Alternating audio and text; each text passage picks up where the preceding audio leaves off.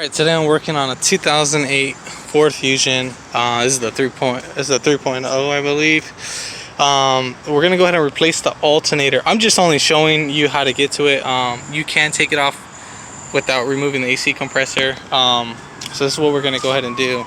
So you're gonna disconnect this connector. You're gonna have these little tabs right here. You're gonna push down one right there, and then the other one's gonna be right there. But before you do that, you need to make sure that you disconnect this transmission line. Now be careful with this nipple right here for the coolant line. So you need to be careful, be patient with it. You're going to use a 5/8 wrench. That will take it off, and then you'll be fine right there. Then you're going to have one T bit. You're going to have a T25 right here. There was none on the bottom, so that was just pressed in right there.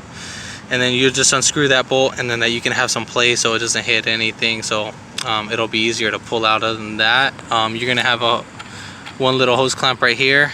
I just cut that one, and then the other one will be right there. And on the bottom, you're gonna have your transmission lines connected to that. So there's one right there, and then on the opposite side.